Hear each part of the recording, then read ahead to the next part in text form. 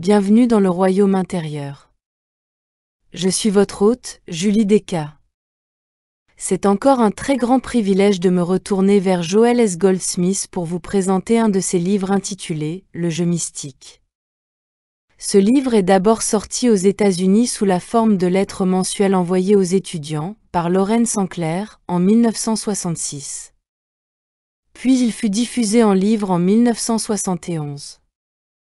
En France, il a été traduit et diffusé sous la forme de lettres mensuelles, numérotées de 167 à 178, en 1994. Le jeu mystique par Joel S. Goldsmith. Si l'Éternel ne bâtit la maison, ceux qui la bâtissent travaillent en vain. Psaume 127. L'illumination dissout tous les liens matériels et relie les hommes entre eux par les chaînes d'or de la compréhension spirituelle. Elle reconnaît seulement la direction du Christ, elle n'a ni rituel ni règle mais l'amour divin, impersonnel, universel. Elle n'a aucune autre adoration que la flamme intérieure qui est toujours allumée dans le sanctuaire de l'esprit. Cette union est l'état libre de la fraternité spirituelle. La seule restriction est la discipline de l'âme, c'est pourquoi nous connaissons la liberté sans licence, nous sommes un univers uni sans limite physique, un service divin à Dieu sans cérémonie ni credo. L'illuminé marche sans peur par la grâce. La voie infinie. Chapitre 1. Je me tiens à la porte. Voici, je me tiens à la porte et je frappe. Si quelqu'un entend ma voix et ouvre la porte, j'entrerai chez lui, je souperai avec lui et lui avec moi. Apocalypse 3, 20. Je me tiens à la porte et je frappe. Qui est ce je qui se tient à la porte? Et à quelle porte ce je se tient-il? À quelle porte sinon à celle de votre conscience? Je me tiens à la porte de votre conscience et je frappe, mais vous devez ouvrir la porte et me laisser entrer, car je suis le pain de vie. Je suis le chemin, la vérité et la vie. Je suis la résurrection et la vie. Je suis venu afin que vous ayez la vie et que vous l'ayez plus abondante. Jean 14, 6. Le je qui se tient à la porte de votre conscience et frappe est le je qui est venu afin que vous ayez la vie plus abondante. Quand vous laissez entrer ce je dans votre conscience, vous avez laissé entrer la vie éternelle, le pain de vie, l'eau de vie et le vin de vie.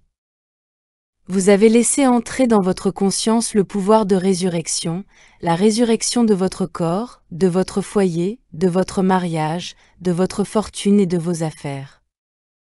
C'est seulement lorsque vous laissez entrer je dans votre conscience, que vous laissez entrer en vous le secret de la vie.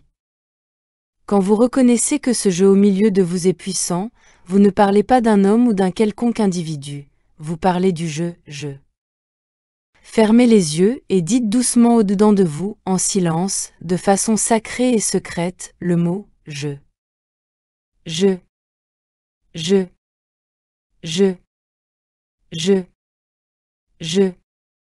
Je. Je. Ce je au milieu de vous est puissant. Ce je au milieu de vous est plus grand que n'importe quel problème dans le monde extérieur.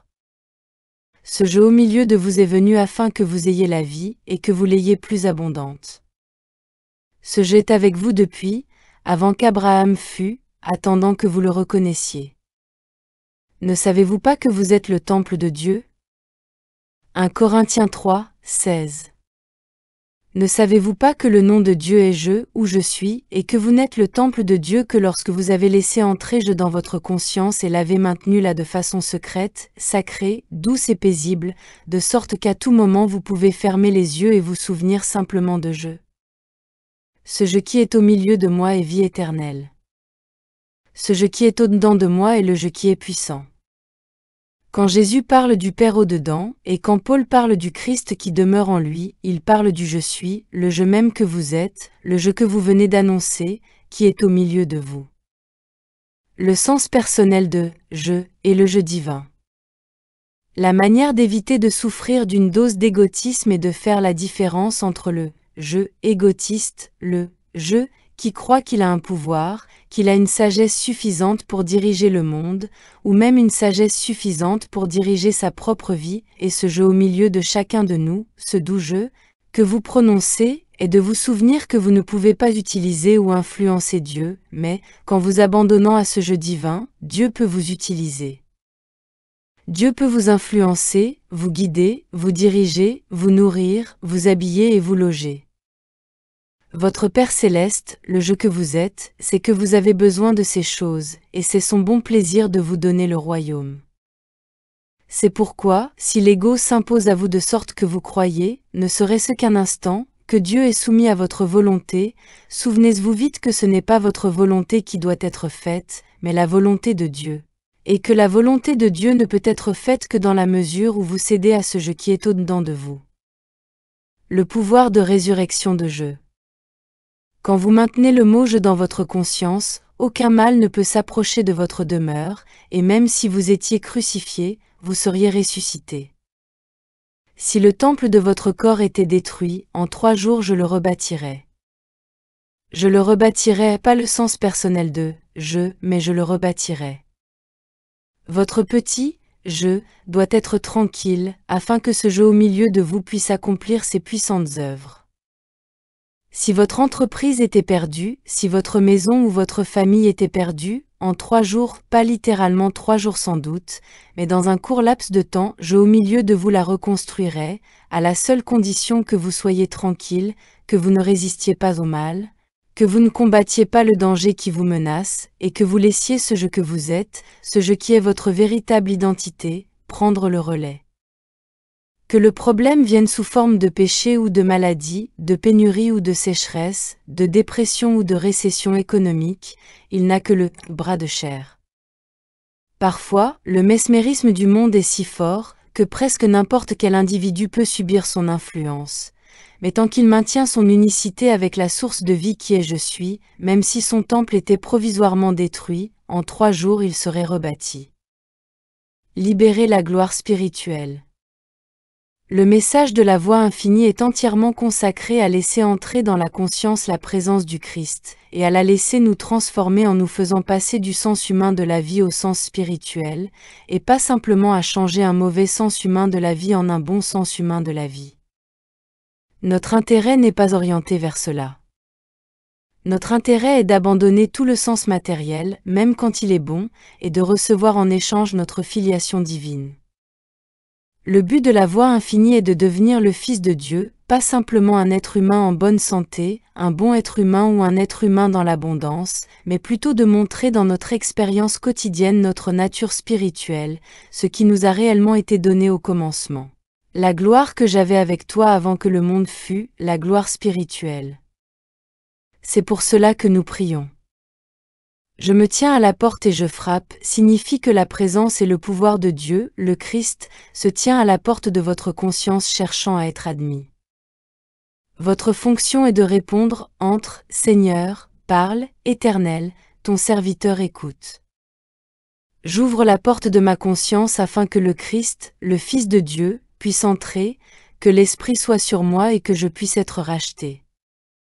Ta grâce me suffit, je ne suis donc pas ici à la recherche de santé, d'abondance, d'harmonie ou de paix. C'est seulement ta grâce et ta volonté que je recherche, que ton esprit soit sur moi, au-dedans de moi, qu'il brille à travers moi, et qu'il prenne ensuite la forme qu'il voudra. Dans votre expérience humaine, la présence de Dieu peut sembler n'avoir rien fait pour vous. Mais maintenant, ouvrez votre conscience spécifiquement, afin que l'Esprit de Dieu puisse entrer et accomplir sa volonté au-dedans de vous. Cette ouverture de conscience est prière, ou méditation contemplative.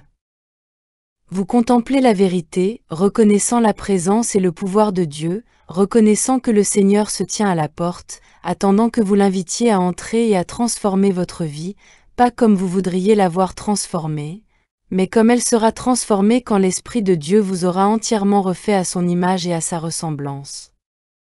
Restaurer les années perdues. Il accomplit ce qui m'est donné à faire. La promesse ne dit pas que Dieu fera ce que vous aimeriez voir faire, la promesse est que Dieu accomplira ce qu'il vous a donné à faire. Puisque vous ne pouvez pas lire le mental de Dieu, vous devez vous tourner au-dedans en réalisant ceci, que ta volonté soit faite, pas la mienne. Quoi qu'il me soit ordonné de faire, quoi que tu aies pour moi, tu l'accomplis pour moi, au-dedans de moi, à travers moi. Prenez alors un moment pour écouter, afin que l'Esprit soit sur vous et continue d'accomplir son œuvre à travers vous. Il est vrai que, tout comme vous pouvez accomplir, avec la force physique, beaucoup de choses que vous aimeriez faire, vous pouvez également, avec la force mentale, en accomplir beaucoup que vous aimeriez faire. Mais si vous voulez être sous la loi de Dieu et la grâce de Dieu, il est nécessaire que vous acceptiez Dieu comme l'intelligence divine de cet univers, et que vous ne cherchiez pas à l'informer, à lui dire ou à le conseiller. Au lieu de cela, restez calme, et reconnaissez que je au centre de votre être suis Dieu, et puis reposez-vous dans la confiance que sa volonté est en train de se faire en vous. Restez tranquille. Ne priez pas avec des mots, ne priez pas avec des pensées, soyez calme. Laissez le Christ entrer et purifier, racheter, nettoyer et restaurer les années dévorées par la sauterelle. Laissez le Christ le faire, n'essayez pas de l'aider, de l'informer ou de l'instruire. Restez tranquille. Il vous rappellera doucement, je me suis tenu à la porte et j'ai frappé, mais maintenant la porte est ouverte, et je suis au-dedans. Je suis plus proche de toi, que ton souffle, plus près que tes mains et tes pieds. Alfred Tennyson. Ce jeu est la présence et le pouvoir même de Dieu, l'esprit même de Dieu, et il le tout connaissance est au-dedans. Savez-vous pourquoi il est là? Savez-vous pourquoi ce Christ, l'Esprit de Dieu, est venu à vous? Le Maître a donné la raison, je suis venu afin qu'ils aient la vie, et qu'ils l'aient plus abondante, Jean 10, 10. La présence de Dieu, qui me tient à la porte et qui frappe, que vous avez laissé entrer dans votre conscience, je suis venu au-dedans de vous afin que vous ayez la vie et que vous l'ayez plus abondante. Votre fonction est d'être tranquille et de vous détendre dans cette vérité que la présence de Dieu au-dedans de vous est là dans ce but unique. Peu importe ce qu'a été votre vie passée, ou ce qu'est votre vie présente, jusqu'au moment où vous laissez entrer le Christ. Ne vous inquiétez pas au sujet de vos erreurs ou péchés passés, ils ne sont pas comptés contre vous. Pour chaque individu, lorsque le Christ entre, le passé n'existe plus, les péchés anciens sont pardonnés et effacés, en même temps que la pénalité qui les accompagne, et un nouveau jour commence. Même si vos péchés sont comme le cramoisi, ils deviendront blancs comme neige. Isaïe 1, 18. Par conséquent, ne prenez pas sur vous le fardeau des complexes de culpabilité. Extériorisez toute forme de restitution ou de regret possible pour une offense passée, mais ensuite n'y pensez plus. Lâchez-la. Vous ne pouvez pas revivre hier, vous ne pouvez pas vivre même il y a 1 heure, et tout ce que vous faites est de vous torturer vous-même en apportant les souvenirs d'hier dans aujourd'hui. Si vous ne les y apportiez pas, ils ne pourraient jamais s'y trouver, parce qu'hier est parti et ne peut être revécu que dans le souvenir. Personne d'autre que vous ne peut faire cela, et personne d'autre que vous ne peut lâcher hier. Dès l'instant où vous laissez entrer le Christ, hier disparaît, et la capacité de pécher, de faire des erreurs ou de commettre des offenses de quelque sorte que ce soit s'en va aussi. En sa présence est la plénitude, en sa présence est la paix, en sa présence est l'harmonie. Il ne peut pas y avoir la présence de Dieu en vous et la capacité d'erreur. Cela ne peut pas être. Soit vous m'excluez, moi, l'Esprit de Dieu, le Christ de Dieu, soit vous me laissez entrer, je me tiens à la porte et je frappe. Choisissez ce jour, qui vous voulez servir, Josué 24, 15. Ouvrez votre conscience, parle, Éternel, ton serviteur écoute. Que cela soit répété 10, 20 ou 30 fois par jour, jusqu'à ce que le Christ vous remplisse tellement et remplisse tellement chaque coin et recoin de votre conscience qu'il n'y ait plus de place même pour un souvenir d'hier. Alors le Christ, que vous avez laissé entrer, vous rétablit dans tout ce que vous avez perdu de paix, d'harmonie, de santé, d'abondance, de bonheur ou de compagnie. Tout est rétabli, et d'une manière plus satisfaisante qu'auparavant, parce que jusqu'à ce moment vous n'aviez ces choses que sur le plan matériel. Désormais, vous les aurez sur le plan spirituel, ce qui veut dire sans limite et sans effet nuisible ou destructeur sur quelqu'un d'autre. Quand vous êtes exaucé par la présence et le pouvoir de Dieu et de la grâce de Dieu, ce n'est pas aux dépens de quelqu'un d'autre ni au prix de sa perte ou destruction. En fait, ce qui est bénéfique pour vous est bénéfique pour tous ceux qui entrent dans l'orbite de votre conscience. Nous ne prenons pas les uns des autres, nous partageons, et ce que nous partageons est cette présence du Christ au-dedans de nous, mon enfant, tout ce que j'ai est à toi. Luc 15, 31. Maintenant, le Christ au-dedans dit, je te donne ma paix. Cette voix au-dedans vous parle et dit, je te donne ma paix, c'est-à-dire la paix spirituelle, pas la paix que le monde donne. Si vous cherchez la paix du monde, n'allez pas au Christ pour cela, parce que la paix que je, le Christ, vous donne, est une paix que le monde ne peut donner. Le monde pourrait vous inonder d'argent, d'honneur ou de renommée, mais il vous laisserait vide à l'intérieur, insatisfait, incomplet. Tandis que quand vous percevrez ma paix, vous la ressentirez abondamment, durablement et joyeusement, une paix qui dépasse l'entendement humain. Vous comprendrez alors pourquoi, ma grâce te suffit. 2 Corinthiens 12, 9. Il n'y a pas de pénurie là où est la grâce de Dieu. Je te donne ma paix, vous est dit du dedans de vous, du centre de votre être vers la circonférence, je te donne ma plénitude, je te donne mon immortalité, je te donne mon infinité. Je ne retiens jamais, tout cela est à toi. La plénitude est la mesure des dons de Dieu au vous et au moi individuels, quand nous ouvrons notre conscience pour les recevoir. La générosité en tant que mesure de réceptivité. Quand la grâce de Dieu est sur vous, ne pouvez-vous pas réaliser que vous êtes une lumière pour tous ceux qui sont dans l'obscurité? Vous êtes la sécurité pour ceux qui sont en danger, vous êtes la guérison et la santé pour ceux qui sont malades, vous êtes la prospérité pour ceux qui sont pauvres, pas en vertu de vous-même, car, de vous-même, vous n'êtes rien, mais par la grâce de Dieu qui est au-dedans, par l'Esprit de Dieu qui est sur vous. Vous êtes ordonnés pour guérir les malades, pour ressusciter les morts, pour aider les pauvres, par l'Esprit du Seigneur auquel vous vous êtes ouverts. Tous ceux qui se tournent vers votre conscience reçoivent alors cette même bénédiction spirituelle, en proportion de leur réceptivité. Mais comment peuvent-ils devenir plus réceptifs à Dieu, au Christ, à cette influence spirituelle? Comment pouvez-vous devenir plus réceptifs? En donnant davantage. La réceptivité ne s'obtient qu'en donnant, en déversant depuis le centre de votre être, et plus vous donnez, plus vous êtes réceptif à la grâce, à la présence et au pouvoir guérisseur de Dieu. Ce que vous avez à donner est affaire individuelle. La question qui vous vient alors est, et comment vais-je donner? À partir de quoi? J'ai si peu. Et la réponse est, cela n'est pas vrai. Vous avez beaucoup à donner. Vous avez la grâce de Dieu, vous avez tout de Dieu, car Dieu vous a donné la totalité de lui-même. Le Maître nous a indiqué quelques-unes des choses qui peuvent être données, le pardon, la prière. Apprenez à donner le pardon encore et encore à vos amis et à vos ennemis. Vous pouvez prier pour vos ennemis.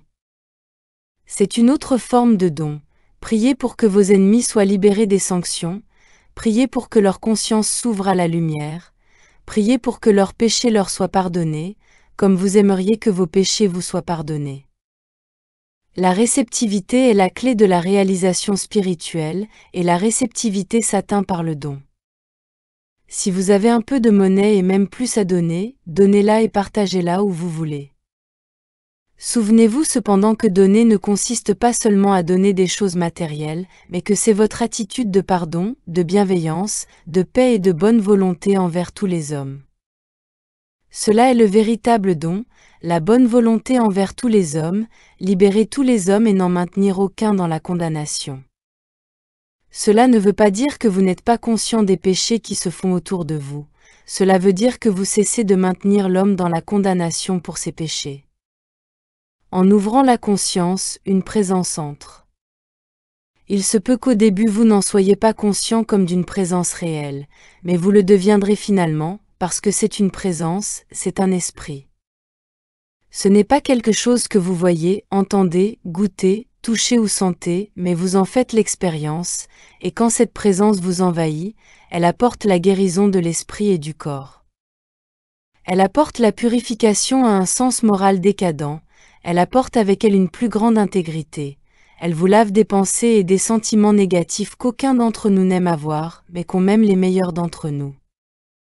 Il est impératif de garder le secret. Ceux qui apprennent que je au centre de leur être se tient à la porte de la conscience et frappe, ceux qui ouvrent leur conscience et laissent entrer ce jeu, doivent alors fermer leur bouche pour qu'il ne s'échappe pas. Gardez toujours ce jeu sacré et secret au-dedans de vous, et regardez votre vie se transformer. Alors, en rencontrant ceux dont vous découvrez vous-même qu'ils cherchent cette manière de vivre, n'hésitez pas à partager avec eux le secret. Aux autres, donnez une tasse d'eau fraîche, mais assurez-vous de ne pas leur donner la perle de grand prix que cela est, parce qu'en laissant prématurément sortir ce secret hors de votre propre conscience, vous pouvez parfois le perdre. Il est possible de le perdre pour vous-même et de ne jamais le regagner dans cette existence. Quand je vous communique ce travail, je suis simplement en train de planter dans votre conscience la graine de vérité. C'est vous qui devez maintenir cette graine de vérité au fond de votre conscience. Nourrissez-la en vous en souvenant consciemment, nourrissez-la en la déclarant consciemment au-dedans de vous, nourrissez-la en la gardant sacrée et secrète au-dedans de vous, en n'oubliant jamais, dans n'importe quelle circonstance, de permettre, avant de vous endormir, que votre dernière parole soit « Merci, Père, pour le je qui demeure en moi ». Le repentir, la voie du retour. Ce n'est jamais le je suis, Dieu, qui vous déserte, ce n'est jamais cela qui vous abandonne. Il n'y a pas de péché que vous puissiez commettre assez grand ou écarlate, qui obligerait Dieu, le je suis, à vous abandonner. Les péchés que vous commettez vous obligent à abandonner Dieu, parce que vous ne pouvez pas être en face de lui avec les péchés. Une fois que vous saurez cela, vous vous montrerez de nouveau devant lui avec repentir, parce que les Écritures révèlent que la manière de retourner à votre unicité consciente avec Dieu est le repentir. Regardez le Maître au-dedans de vous et dites « Pardonne-moi ». Reconnaissez l'erreur, soit en mots parlés, soit simplement à travers les yeux. Laissez savoir au Maître que vous êtes prêt à être ramené au ciel, et vous découvrirez alors que vous êtes de nouveau un avec le Père. Que vos péchés aient été écarlates, ils seront blancs comme neige dès l'instant où vous fermerez les yeux et où vous regarderez le jeu au-dedans. Père, pardonne-moi, je ne savais pas ce que je faisais. Comme le Fils prodigue, vous découvrirez que si vous faites 1% du chemin vers la maison de votre Père fera les autres 99% du chemin à votre rencontre, pour vous vêtir et vous mettre l'anneau encore une fois, avec la robe royale et l'anneau royal. Tout le monde a péché. Personne n'est sans péché. Même ceux qui se considèrent les plus vertueux ont péché, même s'ils ne savent pas comment ils ont péché. Mais ils ont péché, nous avons péché, et peut-être sommes-nous en train de pécher maintenant. Cela ne peut cependant faire aucune séparation entre nous et notre Père, car si nous avons péché 70 fois cette fois, nous pouvons encore lever les yeux et dire « Père, pardonne-moi. Je ne savais pas ce que je faisais. » Et tant que nous nous tournons vers le Père, vers ce jeu, nous sommes une fois de plus un avec notre source, parce que je suis et notre Père. S'il y avait une quelconque tentation de pécher, d'être malade ou de mourir, une quelconque tentation de se laisser aller à une discorde sur terre, une quelconque tentation de chanceler si vous êtes appelé à faire face à des voleurs, des cambrioleurs ou des assassins, et si à ce moment-là vous maintenez ce jeu au-dedans de vous de façon sacrée, je peux vous assurer qu'aucun mal n'approchera de votre demeure, parce que vous serez en train de demeurer dans le lieu secret du Très-Haut. Si vous voulez bien vivre dans la conscience de ce je qui demeure en vous, vous vous apercevrez que vous et votre Père êtes consciemment un. Cela veut dire que vous êtes un avec le pouvoir individuel infini, vous êtes un avec la sagesse individuelle infinie, vous êtes un avec la guidée infinie. Vous êtes un avec tout ce que Dieu est, aussi longtemps que vous demeurez dans ce lieu secret, en gardant cette grande vérité si sacrée au-dedans que personne ne peut dire que vous la connaissez, et par l'expression sur votre visage on saura que vous avez découvert le mystère de la vie et trouvé la paix éternelle. Ma paix. Les hommes ont tenté d'obtenir la paix de l'esprit, la paix de l'âme, la paix du corps. Ils ont tenté de trouver la sécurité et la sûreté de chaque manière matérielle possible sous le soleil, et pourtant le monde a aujourd'hui moins de paix que jamais dans son histoire. Le monde a moins de sûreté et de sécurité qu'à une quelconque époque auparavant, et pour une seule raison, le monde est plus éloigné aujourd'hui qu'il ne l'a jamais été de la reconnaissance que c'est je qui se tient depuis toujours à la porte et qui frappe. Si tu me laisses entrer, que tu demeures en moi et me laisses demeurer en toi, je serai alors ta sûreté, ta sécurité, ta paix, ta nourriture, ton vin et ton eau. Je vous donne ma paix, je ne vous la donne pas comme le monde la donne. Jean 14, 27. D'où vient cette, ma paix, si ce n'est de moi, et comment viendrait-elle de moi si je n'étais pas en toi? Moi en toi, et toi en moi. En demeurant dans cette réalisation consciente que je demeure en toi, tu demeures en moi et nous sommes un. Alors, tout ce que je, Dieu, suis, devient ton expérience.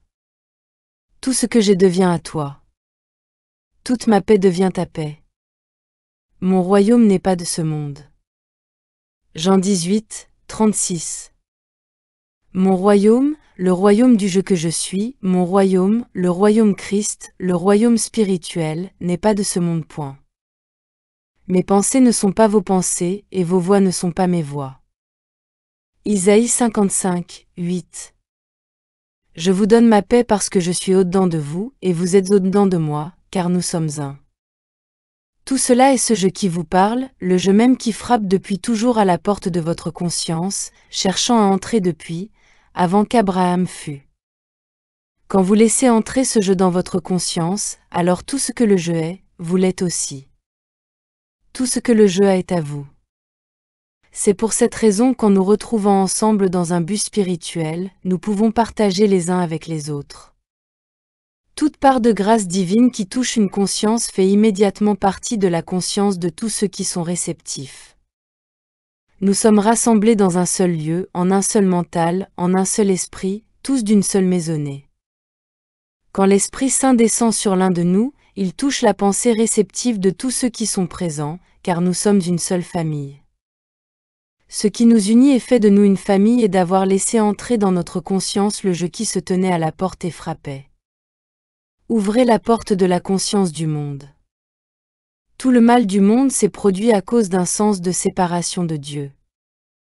Nous avons accepté l'homme sur la terre et Dieu au ciel, et nous nous sommes ainsi séparés de Dieu en croyance, au lieu d'être capables de parcourir ce monde en reconnaissant, moi et mon Père sommes un à tel point, que si je me tiens devant Pilate je peux dire, tu n'aurais sur moi aucun pouvoir s'il ne t'avait été donné d'en haut. Jean 19, 11. Devant Pilate, le plus grand pouvoir temporel de l'univers? Oui, même lui n'aurait aucun pouvoir sur nous à moins qu'il ne lui soit donné par Dieu. Daniel a pu entrer dans la fosse aux lions, et les lions n'ont rien pu lui faire car il tenait bien haut le jeu et savait que je, au milieu de lui, était puissant. Vous aussi, vous pouvez faire face à toute situation qui se présente dans votre vie, que ce soit une situation familiale ou une situation nationale ou internationale, si vous pouvez apprendre à vous asseoir tranquillement et à élever le jeu. Élevez le jeu et réalisez qu'aussi longtemps que vous demeurez dans ce jeu, aussi longtemps que vous demeurez dans cette présence, aucun mal ne peut s'approcher de votre monde. En ma présence, il y a accomplissement.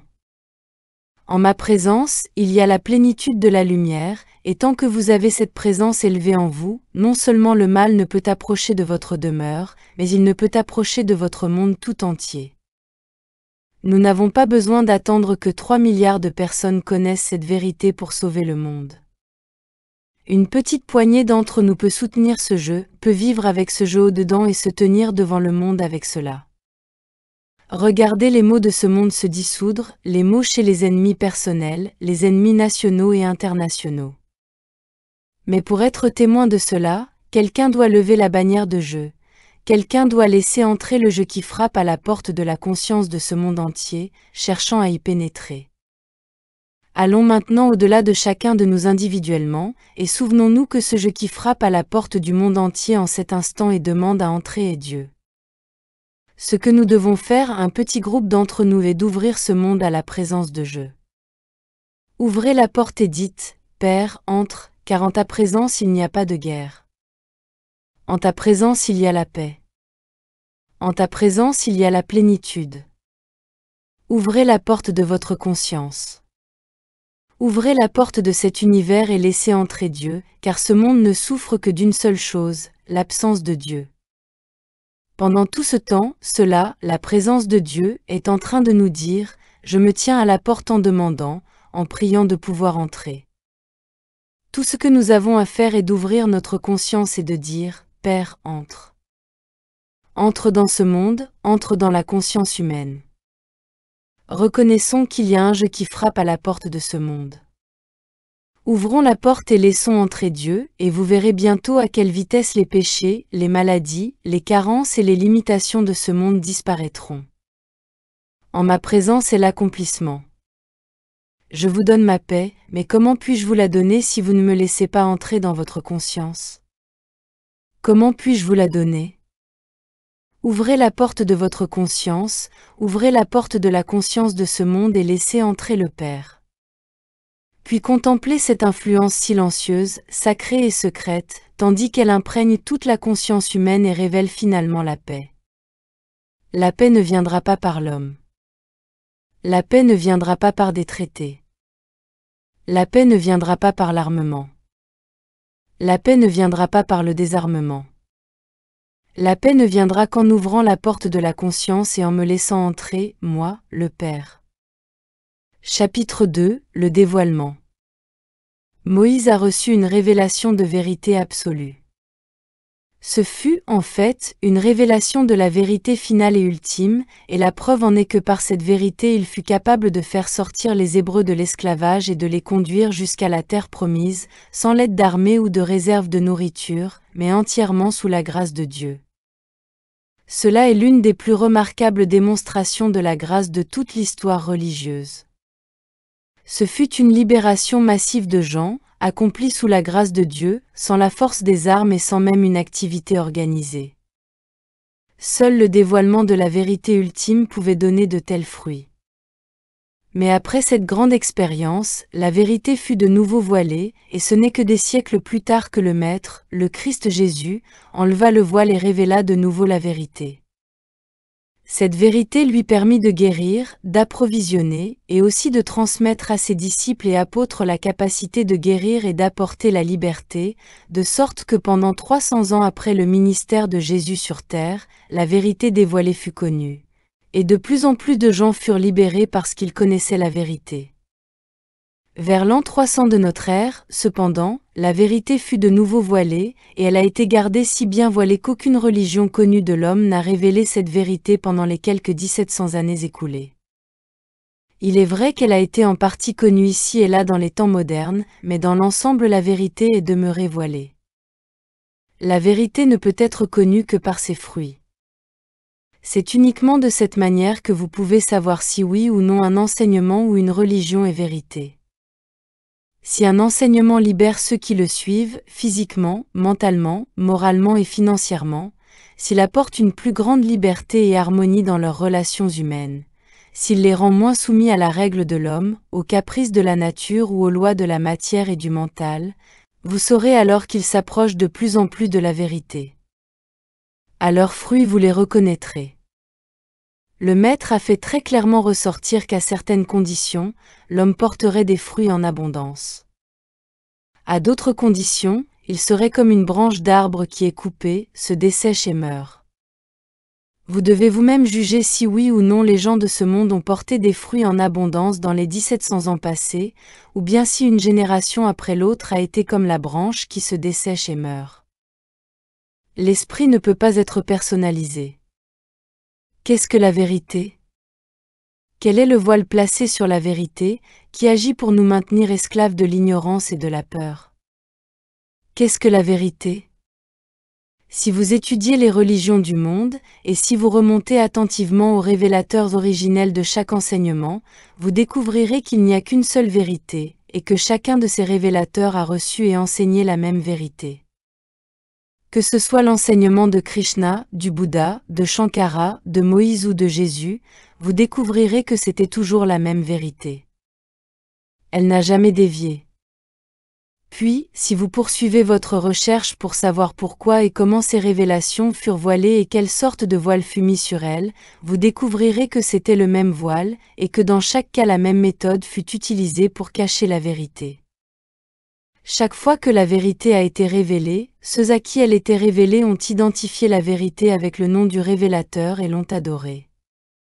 Le révélateur n'a jamais fait cela, car quiconque est assez haut dans la conscience pour recevoir une telle révélation ne la personnaliserait jamais. En fait, aucun individu ne pourrait être un canal ouvert pour recevoir une telle révélation, s'il était même tenté de l'utiliser pour un profit personnel ou une gloire personnelle. Mais il peut y en avoir d'autres qui, soit par ignorance soit par mauvaise intention, décident de construire une statue à Moïse, à Élie, à Jésus ou à un autre révélateur, et le voile est alors remis. Jésus a enlevé le voile, et il l'a fait de façon à ce que la vérité soit parfaitement claire à toutes les époques. D'une part il a dit, « De moi-même, je ne peux rien faire. Si c'est moi qui rends témoignage de moi-même, mon témoignage n'est pas vrai. » Jean 5, 31. Ma doctrine n'est pas de moi, mais de celui qui m'a envoyé. Jean 7, 16. Il a dit tout cela afin qu'à tout jamais les hommes puissent voir, et voyant, puissent comprendre que cette identité humaine était la même que la vôtre et la mienne. Mais il a dit aussi, je suis le chemin, la vérité et la vie. Jean 14, 6. Celui qui me voit celui qui m'a envoyé. Jean 12, 45. Je suis venu afin qu'ils aient la vie et l'ait plus abondante. Jean 10, 10. Je suis la résurrection et la vie. Jean 11, 25. Au non éclairé, ces deux séries de déclarations semblent irréconciliables, mais il y a une manière de les interpréter, de sorte qu'elles ne soient plus contradictoires. Par exemple, si je dis que je suis un homme de chair et de sang comme vous, cela est incontestablement vrai de l'homme Joël. Pourtant, en même temps, le je, l'identité spirituelle de cet homme Joël, est Dieu tout comme le je de chaque homme est Dieu. À cause de cela, vous pouvez recevoir des guérisons à travers un individu qui connaît cette vérité. Vous pouvez être transformé, vous pouvez vaincre de faux appétits, votre affaire peut s'améliorer, votre vie de famille peut devenir plus heureuse, parce que je au milieu de lui est Dieu. Si vous vous tournez vers le Christ, le je au centre de n'importe quelle personne illuminée vous donnera de l'eau, et vous n'aurez plus jamais soif. Je vous donnera la nourriture, la viande, l'eau, le pain, et vous n'aurez plus jamais faim. Un seul Père.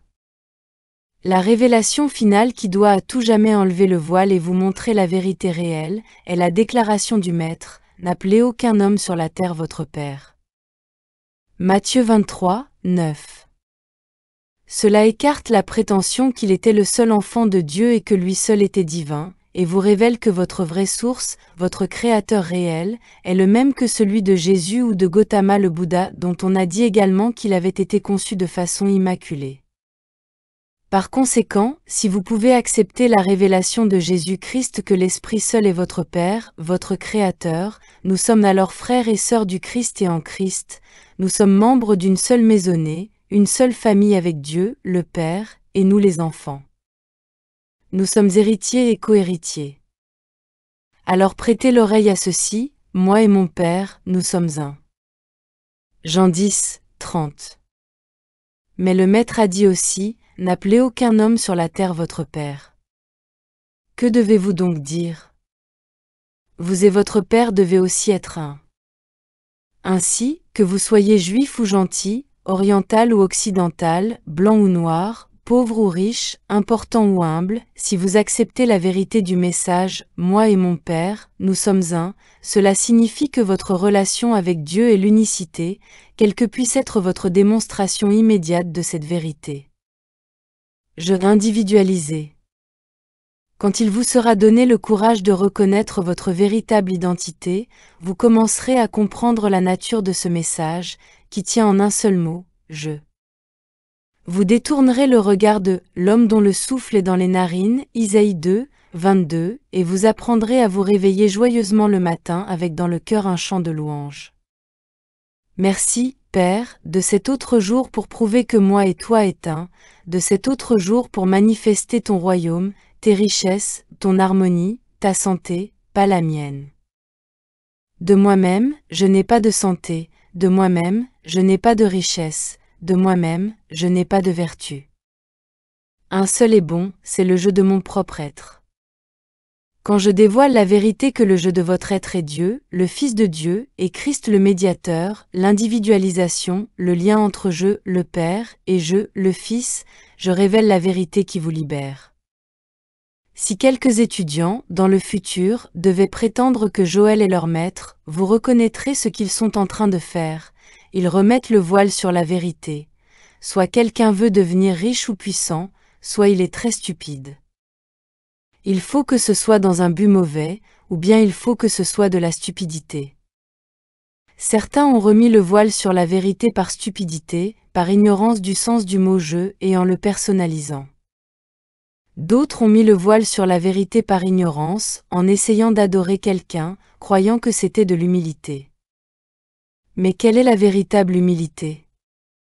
L'humilité est de reconnaître qu'un instructeur spirituel est le Christ de Dieu. Cela est de l'humilité, car elle mène à la vérité suivante, et je le suis aussi. Mais dire qu'un seul homme est le Christ de Dieu n'est pas de l'humilité, c'est de la stupidité. Un enseignement tel que celui-ci ne peut pas être enseigné. Vous ne pouvez pas monter sur un podium et dire cela à une foule assemblée, pas plus que vous ne pouvez aller dans les églises et les universités et l'enseigner là, parce que le mental à 3 dimensions ne peut pas le recevoir. Vous ne pouvez pas non plus faire du prosélytisme. La seule manière de pouvoir enseigner cela est celle par laquelle je l'ai enseigné. D'abord, cette révélation est venue, que j'ai gardée enfermée au-dedans de moi, secrète et sacrée, jusqu'au moment où je l'ai manifestée dans ma vie. Alors, sans la moindre publicité ou recherche, les étudiants ont commencé à venir à moi. Comment ils m'ont trouvé est un mystère de Dieu, mais ils m'ont trouvé, sont venus et m'ont dit, « Vous avez quelque chose. Partagez-le avec moi. » Je leur ai alors donné cela, un peu à la fois, montrant par préceptes, exemples et démonstrations que c'était vrai, et finalement, après 10 ou 11 ans, ils en avaient tant absorbé que je pus enlever entièrement le voile en disant, « Celui qui m'a vu a vu le Père. » Jean 14, 9.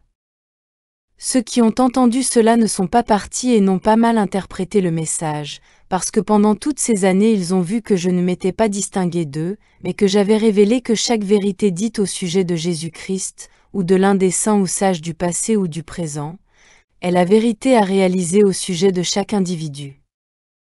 Une seule individualité divine. Votre responsabilité, tout d'abord, est de prendre le mot « je » de façon sacrée et secrète dans votre conscience, si tant est que la justesse de ceci vous frappe. Gardez cette vérité enfermée au-dedans de vous, jusqu'à ce que petit à petit les rides commencent à s'effacer de vos joues si elles y sont, que l'inquiétude commence à quitter votre front si elle s'y trouve, que la peur commence à disparaître de votre esprit et de votre cœur si elle y est. Et tout d'un coup vous découvrirez qu'il y a une présence qui est allée au-devant de vous pour aplanir les chemins montueux, sans que vous l'ayez consciemment envoyé là.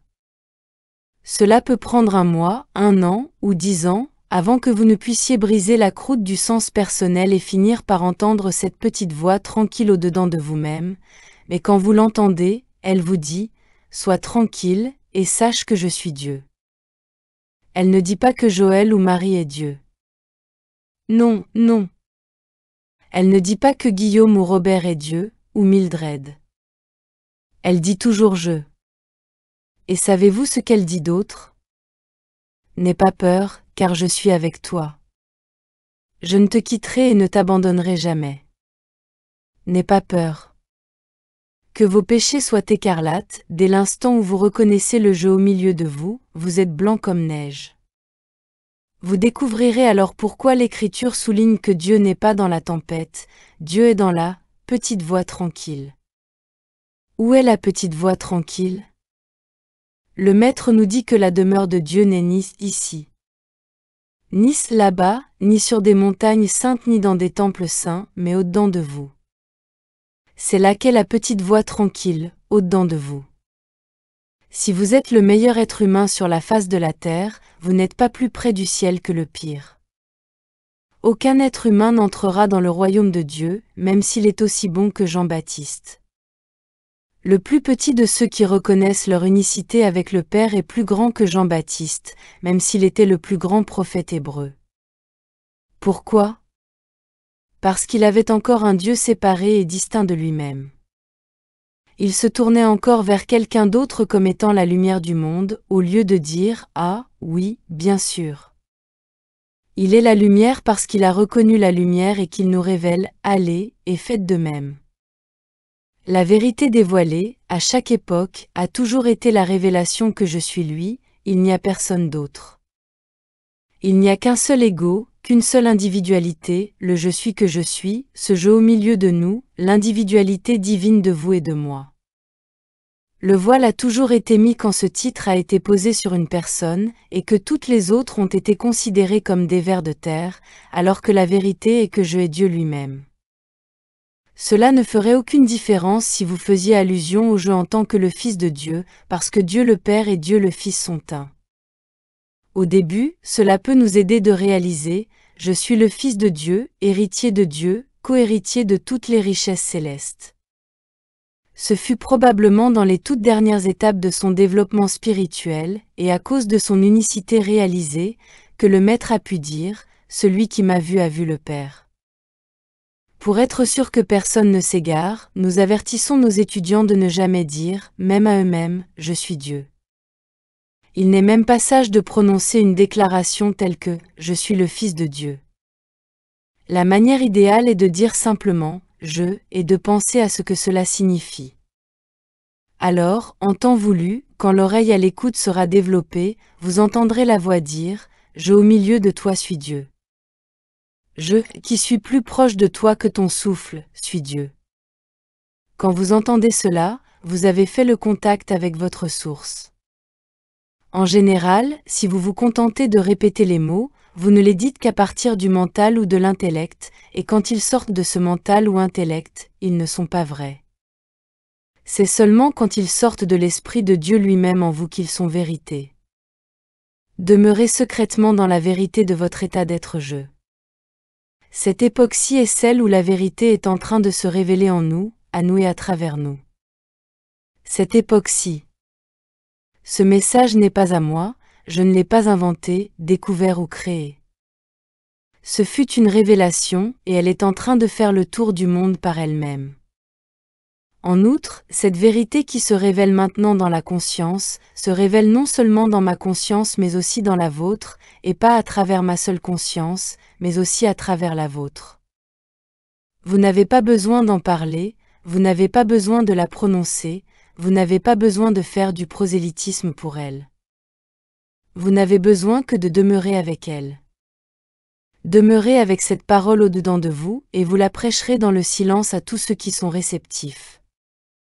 Il se peut que, dans votre existence, vous ne sachiez jamais qui la reçoit. Mon expérience m'a appris que lorsque cette vérité est révélée dans ma conscience et tenue là de façon sacrée, quelqu'un la sent quelque part. D'une manière ou d'une autre, ceux qui sont réceptifs et sensibles à la vérité seront conduits à elle, que ce soit à une personne ou à un livre. La responsabilité qui est sur vos épaules n'est pas d'aller dans le monde pour l'enseigner ou la prêcher, parce que cela n'est pas à vous d'en décider mais à Dieu. Votre responsabilité consiste à la vivre de façon à la démontrer, c'est tout. À partir de là, le je qui est votre conscience divine connaît vos besoins et vous conduira vers votre activité légitime. Elle vous mènera vers le chemin sur lequel vous devriez aller. Quand Pilate demanda au maître, « Qu'est-ce que la vérité ?», le maître demeura silencieux. Comment pouvait-il dire à Pilate, à n'importe quel Pilate, « Je suis la vérité ». En fait, je n'aimerais pas du tout le dire même à la plupart de mes étudiants. Néanmoins, le discernement spirituel révèle vraiment que je ai la vérité, et que c'est la seule vérité qu'il y ait.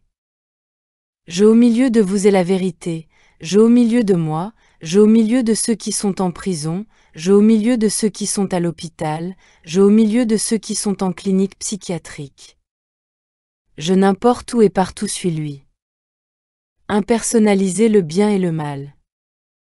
Par cette reconnaissance, Dieu, le bien, est impersonnalisé et rendu universel.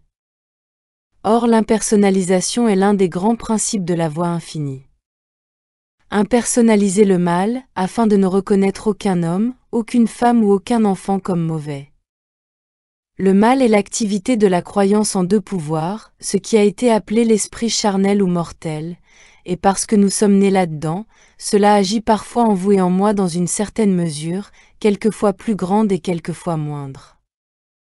Mais même alors, il n'y a pas de raison de dire que je suis mauvais ou que vous êtes mauvais. En fait, vous ne pouvez pas dire que je suis mauvais, une fois que vous savez que le jeu est Dieu. Dire que je suis mauvais serait la même chose que dire que je suis malade. Cela n'est-il pas impossible?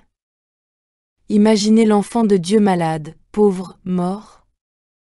Vous pouvez presque en rire, tellement c'est ridicule.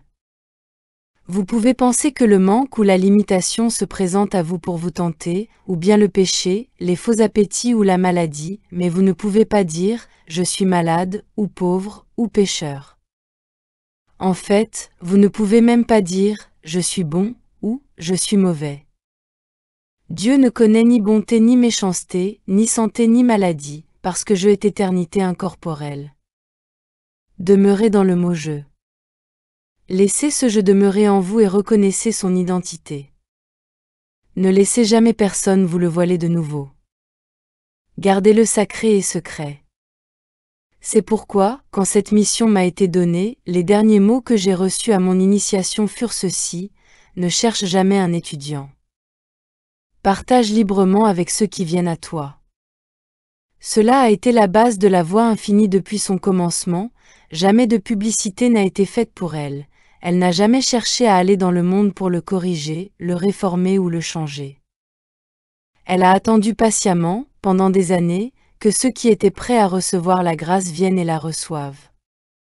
Cherchez uniquement à démontrer Dieu, et les choses, la santé, les ressources, la compagnie, le foyer et le bonheur vous seront ajoutés. Je au milieu de moi est Dieu, et je peux me reposer et me détendre dans l'assurance que je au milieu de moi ne me quittera et ne m'abandonnera jamais. Si je monte au ciel, je serai là, et, si je fais mon lit en enfer, je serai là. Si je marche dans la vallée de l'ombre de la mort, je serai là.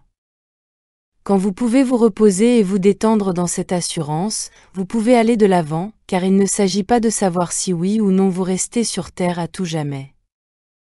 Ni la vie ni la mort ne peut vous séparer de l'amour de Dieu, ni la vie ni la mort ne peut vous séparer du jeu de votre être. Par conséquent, dans ce que le monde appelle la mort ou l'expérience suivante, quoi que ce soit, vous vous occuperez encore des affaires de votre Père dans la mesure de votre réalisation de jeu. L'universalité de jeu. Maintes fois dans les écrits, vous avez lu que « jamais dans toute mon existence, je n'ai donné un traitement à qui que ce soit », et c'est vrai. Pourquoi? Il faut que vous connaissiez maintenant mon secret, le jeu de moi et le jeu de vous. Quand je dis que je vais vous aider, est-ce que je parle de Joël, ou bien du jeu de vous qui est au-dedans de vous? Je reconnais votre état être je. Je ne dis pas que le jeu de moi est plus grand que le jeu de vous, et que par conséquent je, Joël, vais vous aider. Oh non, je reconnais la nature universelle de je, c'est pourquoi si je vous dis que je vais être avec vous à l'instant, même si vous étiez à 20 000 kilomètres, cela n'aurait aucune importance. Je vais être avec vous parce que je suis au milieu de vous. Je suis plus proche de vous que votre souffle. À cause de cette vérité, vous n'aurez jamais à transmettre des pensées à vos patients ou étudiants, ou aux membres de votre famille. Il vous suffit de reconnaître je au milieu d'eux, et de faire confiance à ce je pour accomplir sa fonction. Si vous envoyez votre fils ou petit-fils à l'école et croyez que le je de vous à la maison va prendre soin de cet enfant dans la rue, vous serez déçu. Si vous envoyez cet enfant dehors, sachant que je au milieu de lui est Dieu et que partout où il va, je vais, il marchera en sécurité. Ne voyez-vous pas la signification de ce qui nous a été donné dans l'histoire de Ruth et Naomi? Partout où tu iras, j'irai. Rutin 16. Vous aurez beau essayer, pourrez-vous vous séparer de je? En reconnaissant en moi, vous reconnaissez mon état Christ, vous priez pour moi, vous me traitez et me bénissez. Quand je reconnais que ce je au milieu de vous est votre état Christ, votre filiation, c'est l'unique prière ou traitement que je puisse prononcer. Autrement, je ne fais qu'exercer le pouvoir d'un esprit sur un autre, et cela ne fait pas partie de la pratique de la voie infinie, qui n'est jamais fondée sur la suggestion mentale. Il ne s'agit pas pour quelqu'un de contrôler le mental de quelqu'un d'autre, ni pour un esprit fort d'affermir un esprit plus faible. C'est une pratique dans laquelle il m'a été révélé que je suis Dieu. Je au milieu de vous suis Dieu. Je au milieu du monde animal, du monde végétal, du monde minéral suis Dieu, c'est pourquoi mon unicité avec Dieu constitue mon unicité avec tous les trésors spirituels du ciel et de la terre. Ce n'est qu'en vertu de mon unicité avec le Père que j'ai accès à la santé, à la richesse et à l'abondance de tout bien spirituel. La grâce de Dieu suffit en tout. La voie infinie enseigne que vous pouvez prier pour n'importe quoi, tant que c'est quelque chose de spirituel. Il se peut que cela soit un choc pour vous, car maintenant vous ne pouvez pas prier pour la santé physique, ni pour la richesse matérielle, vous ne pouvez pas prier pour du travail, vous ne pouvez pas prier pour le bonheur, vous ne pouvez pas prier pour un foyer, vous ne pouvez prier que pour la grâce divine. Vous êtes réduit à prier pour la grâce divine. Parle, Éternel, ton serviteur écoute. Samuel 3, 9 à 10 est une prière. Ta grâce me suffit en toutes choses, est une prière. À cette prière nous avons ajouté, il y a une abondance suffisante de ta grâce toujours présente dans ma conscience. Il y a une abondance suffisante de ta grâce dans quelque prison que je sois, physique, mentale, morale ou financière. Il y a une abondance suffisante de ta grâce présente avec moi maintenant, pour répondre aux besoins de cet instant, et ta grâce suffit au moment présent. Il y a une raison pour cela. En Dieu, il n'y a pas de temps, il y a seulement un éternel maintenant. Quelque chose qui est constamment maintenant ne change jamais. Cela ne devient jamais hier ou demain. C'est toujours maintenant, et maintenant la grâce de Dieu suffit pour remplir le besoin de cet instant-ci. Votre réalisation de cela en fait un perpétuel moment de grâce pour les millions d'années à venir, parce que maintenant est le seul temps éternel qu'il y ait, et s'il y a une suffisance de grâce de Dieu pour cet instant et que c'est un instant perpétuel pour l'éternité, c'est la réponse. Vous n'avez pas à démontrer des personnes ou des choses une année après l'autre, vous avez uniquement à démontrer Dieu, et vous avez alors démontré le bien pour l'éternité. Quand vous avez démontré que je est Dieu, ce je est avec vous pour toujours et à tout jamais. Chapitre 3, Je suis venu. Depuis le début de ce message et depuis son tout premier livre, La Voie infinie, il fut révélé qu'il n'y a pas à connaître Dieu mais à en faire l'expérience, et c'est seulement lorsque cette expérience se produit qu'il y a des signes qui suivent, ou des fruits. Vous pouvez parler de Dieu, vous pouvez discuter Dieu, vous pouvez même décider de changer l'image de Dieu, ou vous pouvez fabriquer d'autres synonymes de Dieu, mais tout cela est du domaine des jouets, un jeu intellectuel. En réalité, c'est une forme d'idolâtrie, parce que c'est la fabrication d'images taillées, mais au lieu d'être faites d'or, de bois ou de pierre, ces images sont façonnées à partir de la substance de la pensée. De sorte qu'un concept de Dieu est échangé contre un autre concept de Dieu, et à la fin ce n'est plus Dieu que vous avez mais simplement votre concept de Dieu, votre pensée au sujet de Dieu. Vous pouvez voir pourquoi la prière ne peut pas porter de fruits, aussi longtemps qu'elle est adressée à une pensée au sujet de Dieu, à une image de Dieu ou à un concept de Dieu. Quelle différence cela pourrait-il faire que votre concept soit juif, védantique, bouddhiste ou chrétien, aussi longtemps que tout ce que vous avez est un concept? Comment un concept peut-il répondre à la prière? Comment une pensée dans votre mental peut-elle répondre à la prière? Chapitre 3, Je suis venu. Depuis le début de ce message et depuis son tout premier livre, La Voie infinie, il fut révélé qu'il n'y a pas à connaître Dieu mais à en faire l'expérience, et c'est seulement lorsque cette expérience se produit qu'il y a des signes qui suivent, ou des fruits. Vous pouvez parler de Dieu, vous pouvez discuter Dieu, vous pouvez même décider de changer l'image de Dieu, ou vous pouvez fabriquer d'autres synonymes de Dieu, mais tout cela est du domaine des jouets, un jeu intellectuel. En réalité, c'est une forme d'idolâtrie, parce que c'est la fabrication d'images taillées, mais au lieu d'être faites d'or, de bois ou de pierre, ces images sont façonnées à partir de la substance de la pensée. De sorte qu'un concept de Dieu est échangé contre un autre concept de Dieu, et à la fin ce n'est plus Dieu que vous avez mais simplement votre concept de Dieu, votre pensée au sujet de Dieu.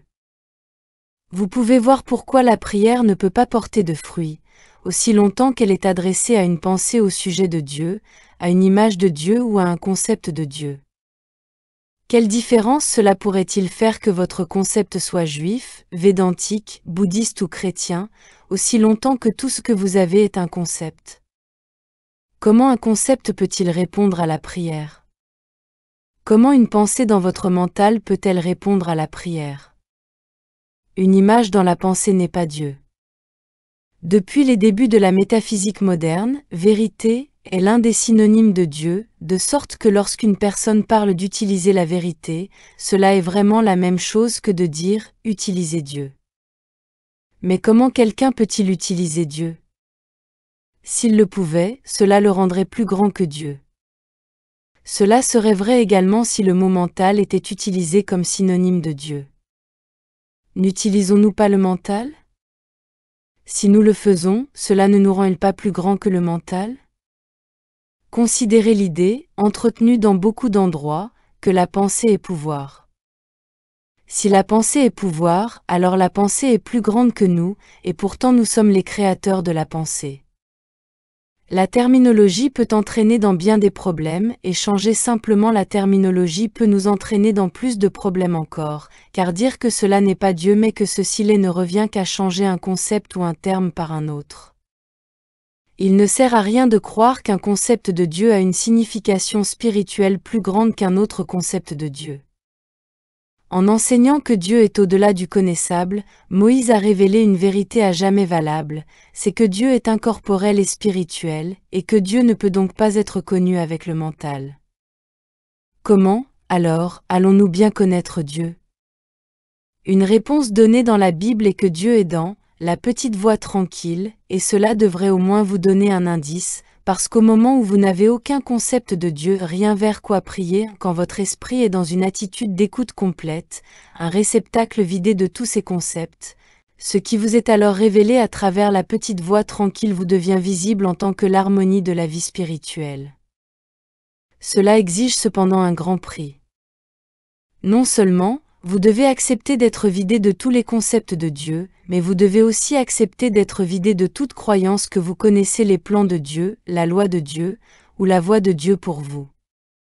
Dès l'instant où vous entretenez des pensées et dès l'instant où vous avez un désir, vous établissez une identité séparée de Dieu et vous érigez ainsi une barrière qui vous empêche de recevoir la grâce de Dieu.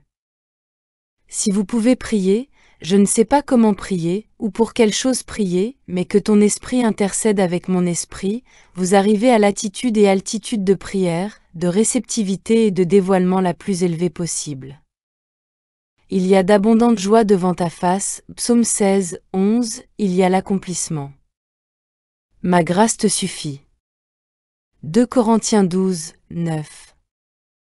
Dans ces promesses, ne voyez-vous pas que le but de la vie doit être la réalisation de la présence de Dieu, parce que c'est seulement dans cette présence qu'est l'accomplissement? Il n'y a aucun moyen d'obtenir des choses séparées et distinctes de la présence de Dieu. Des choses spirituelles en tout cas. Il n'y a aucun moyen de vivre harmonieusement, si ce n'est par la grâce, et la grâce n'est pas un mot, la grâce est une expérience. Tout comme Dieu est une présence réelle, la grâce est aussi une expérience réelle.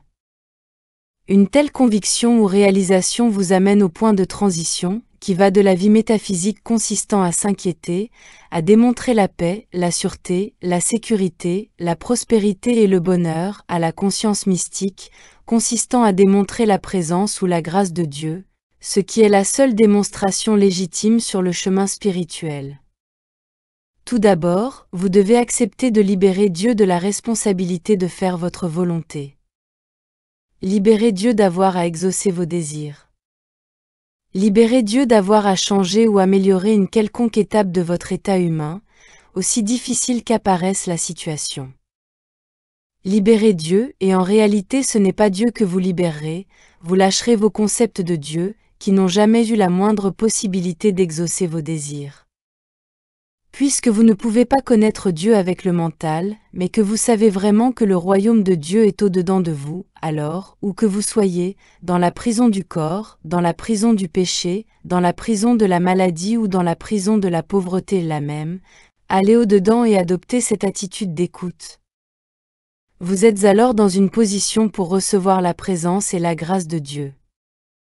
Aussi longtemps que vous avez une image de Dieu dans la pensée, ou aussi longtemps que vous avez un désir que Dieu doive exaucer, vous érigez vous-même la barrière à votre démonstration. Ce n'est pas comme s'il y avait Dieu et vous. Ce n'est pas comme si vous deviez aller quelque part pour trouver Dieu, ou même être bon pour mériter Dieu. Tout cela appartient aux superstitions du passé. Je n'ai pas de besoin. Puisque moi et le Père, nous sommes un, j'écoute le je que je suis. Ce je même est la présence de Dieu, et ceci ne laisse aucune image dans la pensée, parce que je n'ai aucune image de ce je. Je ne sais pas à quoi ressemble je. Ce n'est pas la peine de se mettre devant un miroir, car cela ne me montrera pas, cela ne montrera que mon corps. Tout ce que je peux voir dans le miroir est mon corps, mais je, qui suis en train de regarder le corps, suis invisible et ne peux donc pas même voir mon individualité spirituelle. Ainsi, je sais seulement que je suis cette individualité. Cette individualité est je, car nous sommes un et pas deux. Je n'en ai pas d'image, et je ne connais pas ses besoins. Pensez à ces 6 derniers mots pendant un moment, je ne connais pas les besoins du je que je suis. En cet instant, je pense peut-être à certains besoins, mais ce ne sont pas mes besoins, ce sont les besoins de quelqu'un que j'ai conçu dans mon propre mental, quelqu'un vivant une prétendue existence humaine. Si je suis totalement sur le chemin spirituel, je dois avoir dépassé le stade de prier pour quoi que ce soit de nature humaine, sachant très bien que si je l'obtenais, cela pourrait entraîner des problèmes ou bien se révéler insatisfaisant une fois que c'est là. Moi et mon Père, nous sommes un, mais je ne sais pas ce qu'est le Père. Je ne sais pas ce qu'est le je, mais je sais effectivement que je suis, et dans ce je que je suis est compris, par la grâce, tout ce dont j'aurai besoin pour l'éternité. Moi et mon Père étant un, je ai ce Dieu même, pas le Dieu que je prie pour des choses, mais plutôt le Dieu qui sait de quoi j'ai besoin.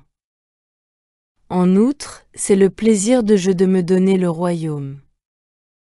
Je au milieu de moi est omniscience et connaît tout ce dont j'ai besoin. Je au milieu de moi est omnipotence et a le pouvoir de fournir tout ce qui est nécessaire. Je ai l'amour omniprésent, et c'est le bon plaisir de ce je au milieu de moi, de me donner ce dont il sait déjà que j'ai besoin. Quel mot ajouter à cela? Comment pourriez-vous aller plus loin que cela dans la prière? Dès l'instant où vous prieriez pour une quelconque chose ou condition, vous feriez de Dieu un objet de risée. Je, au milieu de vous, est donc l'accomplissement de tous vos rêves, parce que vous et le Père êtes un et que dans cette unicité est l'accomplissement. Il n'y a pas je est le Père et je, le Fils. Je le Père et je le Fils sont un, par conséquent, dans la présence du je que vous êtes est votre accomplissement. La nature de je. Si nous faisons l'expérience d'une quelconque discorde, inharmonie ou erreur, c'est à cause d'un sens de séparation d'avec Dieu. Mais ce sens de séparation d'avec Dieu n'est pas personnellement de votre faute. C'est la croyance universelle qui nous est parvenue depuis l'expérience allégorique d'Adam et Ève, chassés du jardin d'Éden. Cependant, ce sens universel d'être séparé de Dieu est responsable de nos péchés, maladies, morts, manques et limitations. Par conséquent, l'immortalité et l'infinité ne peuvent nous être rendues que si nous retournons à la maison du Père. Cela signifie que vous devez réaliser que ce que vous regardez avec vos yeux n'est pas je. Je suis invisible. Je suis omniprésence. Je suis omnipotence. Je suis omniscience. Vous prouvez cela en ne vous inquiétant pas, en étant tranquille et en laissant l'omniscience que je suis vous révéler la sagesse, la directive ou direction nécessaire à cet instant même. Vous prouvez cela en étant tranquille dans l'attitude d'écoute, laissant l'omnipotence se révéler être le seul pouvoir. Vous prouvez cela en ne vous inquiétant pas pour votre vie ou quoi que ce soit concernant votre vie, et en laissant l'omniprésence prouver l'omniprésence. Cela ne peut être fait intellectuellement. Ce ne peut être fait que par l'inconnaissance, par le silence. Le silence est votre lieu de repos. Le silence est votre demeure, votre lieu de vie. Ayez votre vie, votre mouvement et votre être dans le silence, et c'est alors que la petite voix se fera entendre et vivra votre vie. Dès que vous vous inquiétez, vous êtes en train de vivre votre propre vie, et votre vie devient alors limitée à une certaine mesure d'éducation, à un certain environnement, à certaines circonstances et conditions. Tant que vous n'avez pas d'image taillée de Dieu dans votre pensée, en ne priant pas un Dieu éloigné ou proche, tant que vous demeurez dans je omniscience, je omniprésence, je omnipotence alors, par la grâce de Dieu, vos besoins sont remplis. Maintenant, comme autrefois, le danger est que vous alliez prier pour des choses matérielles ou désirer des choses matérielles, ce qui signifie que vous aimeriez voir Dieu, l'Esprit, satisfaire vos concepts plutôt que d'exprimer la voix de Dieu et la volonté de Dieu. Prier et avoir à l'esprit quoi que ce soit ou une quelconque condition que vous voulez obtenir de Dieu, c'est créer la barrière qui vous en sépare, car il n'y a pas de Dieu séparé ou distinct de vous, et de ce fait-là vous, n'a pas de problème. Moi et mon Père, nous n'avons pas de problème. Moi et mon Père nous sommes incorporels, spirituels. Moi et mon Père nous sommes la vérité. Dans cette juste identité, sa parole va au-devant de moi pour aplanir les chemins montueux. Sa parole qui connaît mon besoin le remplit. Ne voyez-vous pas qu'établir un « je » avec un problème, avec un désir, avec un besoin à remplir, c'est établir une identité séparée de Dieu? Ne voyez-vous pas que cela est un reniement de l'enseignement du Maître? Moi et le Père, nous n'avons pas de problème. Moi et le Père, nous ne sommes pas immatures ou âgés, moi et mon Père, nous n'avons pas d'âge. Avant qu'Abraham fût, je suis. Je ne te quitterai jamais. Je suis avec vous tous les jours, jusqu'à la fin du monde. Mais n'ayez aucune image dans notre mental quand vous dites « je », parce que lorsque je parle de « je ne parle pas d'un homme, ni d'un homme il y a 2000 ans, ni d'un homme aujourd'hui. Je parle de « je » et personne, ni vous, ni moi, n'a la possibilité de savoir à quoi ressemble « je ». Soyez cependant certains que je et mon Père sommes un, et cet un est caché avec Christ en Dieu, cet un a sa vie, son mouvement et son être dans le divin. Transmettre je au milieu de vous est puissant, mais dès que vous créez une image, vous avez je et une image. Par conséquent, n'ayez pas d'autre je que le je que vous déclarez, je. Soyez satisfait du mot je. Un jour vous entendrez la voix vous dire « je » et quand elle parlera vous saurez que vous êtes arrivé face à face avec Dieu, que vous êtes parvenu à bien connaître Dieu. Mais vous ne pourrez pas en parler à votre voisin, ou à votre enfant, à votre mari, votre femme ou vos parents, parce que cela serait une tentative de faire redescendre je à l'intellect, au mental. Si je réussis à vous transmettre je à travers ce travail, ce sera parce que j'ai réalisé que je ne suis pas un homme ou un instructeur, mais que je suis présence divine, et aussi parce que vous avez été attirés vers ce travail par je pour recevoir le dévoilement du je que vous êtes. Ces deux choses sont nécessaires. En parlant du dévoilement de Dieu, du dévoilement de la vérité, vous pourriez penser qu'il y a un Dieu qui pourrait être dévoilé et mis devant vous. Tel n'est pas le cas. Le dévoilement ne révèle rien qui puisse être vu, entendu, goûté, touché ou senti, rien qui puisse être pensé ou raisonné, et par conséquent il ne devrait pas paraître étrange qu'afin de bien le connaître vous dussiez venir à un lieu dans la conscience où vous ne savez rien, le lieu d'inconnaissance. L'identité de chaque personne.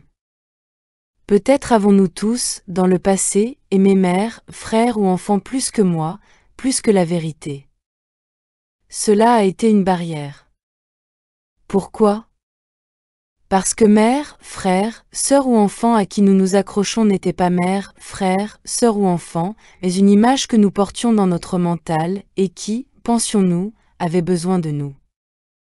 Une fois que vous reconnaîtrez que je ai l'identité de vous-même, vous reconnaîtrez que je ai l'identité de mère, frère, sœur et enfant, et vous n'aurez alors pas peur de les libérer dans leur identité Dieu. Le Maître n'a jamais voulu dire que vous deviez abandonner votre famille, mais vous a seulement poussé à vous élever davantage dans votre prise de conscience de ce qui constitue votre famille, et de réaliser finalement que Dieu est votre seule famille. Quand vous réalisez que Dieu est votre mère, frère, sœur ou père, que Dieu est votre mari, votre femme, votre enfant, l'unique je, la seule vie, alors toute crainte pour eux disparaît, et quand la crainte s'en va, vous les avez libérés dans leur véritable identité, en Dieu.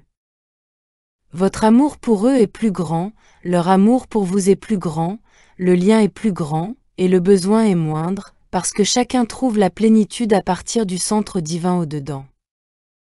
Je est omniscience, omnipotence et omniprésence.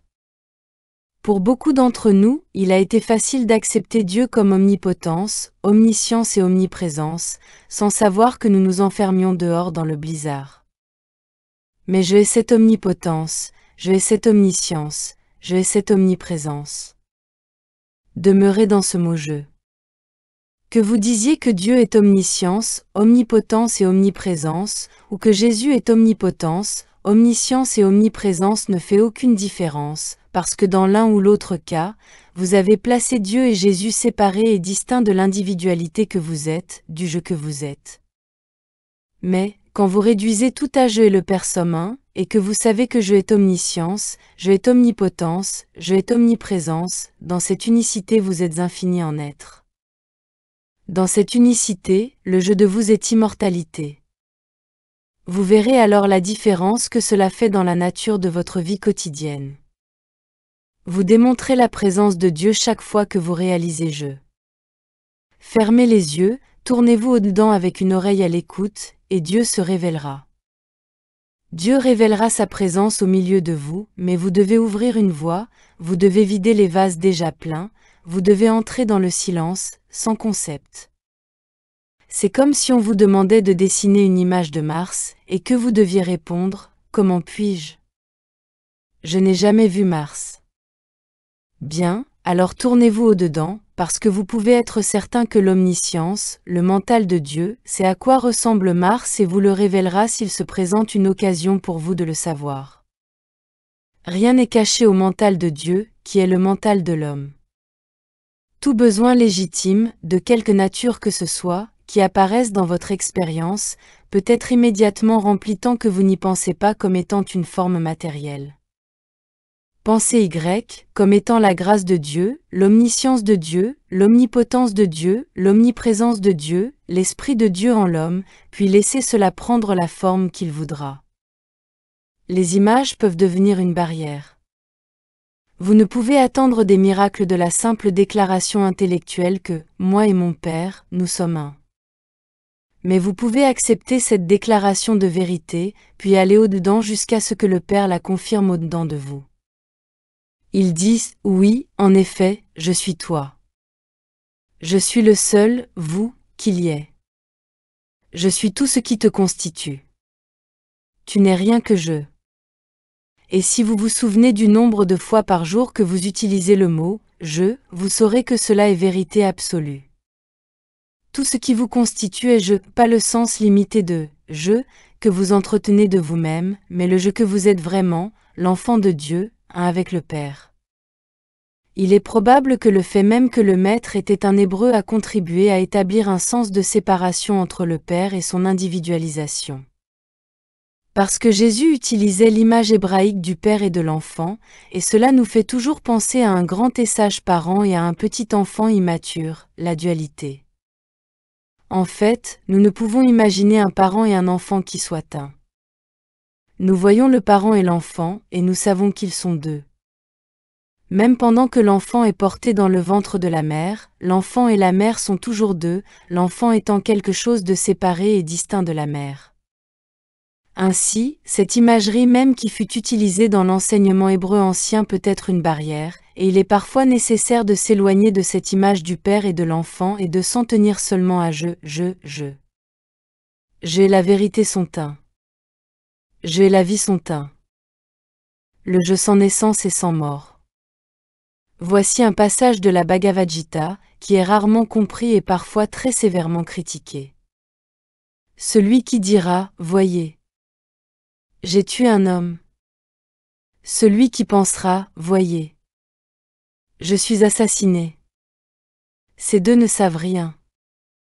La vie ne peut pas tuer. La vie n'est pas assassinée. Jamais l'esprit n'est né, jamais l'esprit ne cessera d'être. Jamais il n'y eut un temps où il n'était pas, fin et commencement sont des rêves. Le chant céleste. Traduit par Edwin Arnold, Philadelphie, David McKay Company. C'est presque comme si Krishna, qui parle là, excusait le meurtre, mais cela n'a pas ce sens-là. Cela signifie que je ne peux être assassiné, et que je ne peux tuer. Qu'en est-il alors de la personne qui est assassinée ou commet le meurtre? Ah non! La vie n'est jamais tuée, c'est ici que fait son entrée la véritable identité, je ne suis pas le corps qui est enterré. Je suis la vie qui est permanente, et cette vie que je suis n'est jamais assassinée. Cette vie que je suis, tout comme la vie de celui que je tue, n'est pas assassinée. Nous jetons un regard au corps tombé à terre et nous oublions que je n'ai pas le corps, et que le corps n'est pas je. Je est être spirituel infini, incorporel. Peu importe ce que vous faites ou ne faites pas au corps, je demeure à tout jamais et pour toujours. Il n'y a pas de fin au je que je suis. Je ne te quitterai et ne t'abandonnerai jamais. Je suis avec toi tous les jours, jusqu'à la fin du monde, et cela est le je que vous déclarez. Si vous pensez une minute que Jésus ou n'importe quel autre mystique se réfère à lui-même quand il parle de je, vous êtes dans l'erreur, parce que lorsque le Maître disait « je », il voulait dire « je », le je qui est le je au milieu de vous. Ce qui donne un sens à l'un des plus grands passages de l'Écriture, « Je suis venu afin que les brebis aient la vie, et qu'elles soient dans l'abondance ». Jean 10, 10. Si vous vous souvenez que ce passage se rapporte à je au milieu de vous, jamais plus vous ne craindrez pour votre vie, pour votre approvisionnement, pour votre bonheur ou pour votre sécurité. C'est ce je qui est au milieu de vous que vous devez toujours regarder, et aucun autre. Laissez le je divin vivre votre vie, en vivant consciemment dans le je au milieu de vous, le je que vous déclarez être venu afin que vous ayez une vie infinie, abondante, immortelle et éternelle. Chapitre 4 – Je suis le chemin. L'une des déclarations les plus importantes dans le Nouveau Testament est le passage « Je suis le chemin ». L'interprétation incorrecte de ces quelques mots a maintenu le monde dans les ténèbres spirituelles pendant 1700 ans. Il dépend de sa compréhension de ce passage-là qu'un individu soit dans les ténèbres spirituelles ou dans la lumière spirituelle. Ce même passage des Écritures, correctement interprété, peut cependant libérer le monde, mais pour accomplir cela il doit y avoir les 10 hommes justes pour manifester, par leurs fruits, la compréhension correcte de ce passage. Les fruits de l'illumination spirituelle sont la liberté, la paix, l'abondance, tout ce que le Maître entendait transmettre quand il a dit « Je suis venu afin que les brebis aient la vie, et qu'elles soient dans l'abondance ». Quand vous personnalisez ces paroles de Jésus et croyez qu'elles se rapportent à une personne, vous êtes dans les ténèbres spirituelles. Jésus n'a-t-il pas dit « Je ne puis rien faire de moi-même » ? Si c'est moi qui rends témoignage de moi-même, mon témoignage n'est pas vrai ? Pensez au degré d'ignorance spirituelle dans laquelle un individu vit quand il adore et prie quelqu'un qui déclare franchement, ouvertement et honnêtement « Je ne puis rien faire de moi-même ». Si c'est moi qui rends témoignage de moi-même, mon témoignage n'est pas vrai. Justement interprétées, les paroles « Je suis le chemin » veulent dire ce qu'elles disent. Le chemin, la vérité et la vie plus abondante sont à trouver dans je. Le je que je suis, le je que vous êtes, car il vous a été dit que vous et votre Père êtes un. C'est dans cette unicité que vous trouvez la liberté spirituelle, l'harmonie spirituelle et la grâce spirituelle, une vie, ni par la force, ni par le pouvoir, mais par mon esprit. Je hais le chemin, et ce chemin révèle que, moi et mon Père nous sommes un. Je ne te quitterai et ne t'abandonnerai jamais. Je suis toujours avec toi, même jusqu'à la fin du monde. C'est dans ce mot que vous trouvez le secret entier du message spirituel donné au monde par le Christ Jésus, un message qui est destiné à libérer les hommes et à briser toutes les entraves et les limitations qui les lient, afin qu'ils puissent vivre en tant qu'enfants de Dieu, complètement libres, sous la domination d'aucun homme, sous la domination d'aucune circonstance ou condition, et sous la grâce de Dieu seulement. Quand cela se traduira dans l'existence pratique, vous commencerez à comprendre certains des passages de l'Écriture qui ont été obscurs jusqu'ici. Celui qui est en vous est plus grand. Considérez ce passage, celui qui est en vous est plus grand que celui qui est dans le monde. 1 Jean 4, 4. Qui est celui qui est en vous, qui est plus grand que celui qui est dans le monde? Y a-t-il un quelconque qu'il en vous autre que le jeu de votre propre être, de votre propre individualité? Y en a-t-il un autre? Pensez à ces paroles, le Père qui est en moi, c'est lui qui fait les œuvres. Qui est ce Père au-dedans? Cela ne signifie-t-il pas qu'il y a une présence au-dedans de vous, et un pouvoir également, puisqu'il accomplit ce qui vous est donné à faire? Ce Je qui est en vous fait ces choses qui vous sont données à faire. N'aie pas peur, car je suis avec toi. Pouvez-vous accepter en vous-même que ce « n'aie pas peur, car je suis avec toi » se rapporte à une présence, à un pouvoir et à une sagesse? N'aie pas peur. C'est moi, n'ayez pas peur.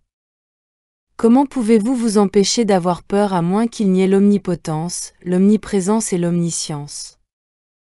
C'est moi, n'ayez pas peur, Matthieu 14, 27.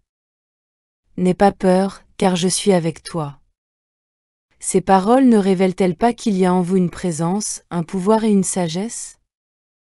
Que nous acceptions la désignation de cette présence, ce pouvoir et cette sagesse comme je ou bien comme le Père au-dedans, ou qu'il soit plus facile pour nous d'adopter la déclaration de Paul, je peux faire toutes choses par le Christ qui me fortifie, par le Christ qui demeure en nous, la vérité est que cet esprit, cette présence, ce pouvoir, cette sagesse l'est en tous et en chacun de nous.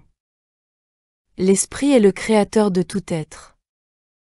Il y a une présence qui demeure en vous, en moi et en chacun, et puisque le message de Jésus était adressé aux saints comme aux pécheurs, il doit aussi s'adresser aux saints comme aux pécheurs maintenant. Puisqu'il fut adressé aux Hébreux d'abord et aux chrétiens ensuite, il doit s'adresser tout autant aux Hébreux, aux chrétiens, et à tous les autres qui entendent cette parole, qui entendent qu'ils ne doivent pas avoir peur parce que je au-dedans est le Christ, la présence, le pouvoir, la sagesse. Sois tranquille et sache que je suis Dieu. Ce je est-il un homme, ou est-ce cette présence, ce pouvoir et cette sagesse en vous? Choisissez ce jour qui vous voulez servir, un homme ou je? Jusqu'à ce que vous puissiez arriver à cette reconnaissance et conviction, et jusqu'à ce que vous en veniez à une assurance intérieure qu'il y a celui au-dedans de vous, ce je, à cause de qui vous n'avez pas besoin d'avoir peur, vous ne pourrez pas aller plus loin, et vos demain ne seront pas différents de vos hier. N'essayez pas d'aller au-delà de ce moment de révélation, quel que soit le nombre de mois ou d'années que cela peut vous prendre de parvenir à cette conviction intérieure absolue. Où je suis, Dieu est. Je n'ai jamais besoin de craindre, je n'ai jamais besoin d'avoir peur. Cette présence est avec moi. Ce je est au-dedans de moi. Sans cette présence réalisée, vous êtes l'homme de la terre qui n'est pas sous la loi de Dieu, et vous ne recevez pas les choses de Dieu. C'est seulement lorsque vous arrivez à la conviction absolue que l'Esprit de Dieu est avec vous et que l'Esprit de Dieu va où vous allez, que vous accomplissez la promesse que ceux qui ont l'Esprit de Dieu sont enfants de Dieu, héritiers de Dieu, co-héritiers avec Christ, de toutes les richesses célestes.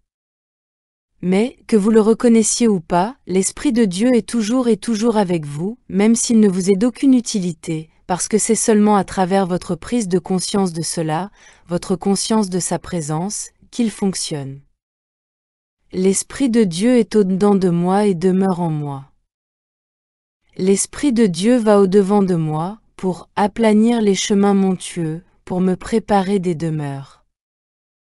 L'Esprit de Dieu m'a ordonné. C'est seulement lorsque vous êtes parvenu à cet accord au-dedans de vous-même que vous devenez enfant de Dieu.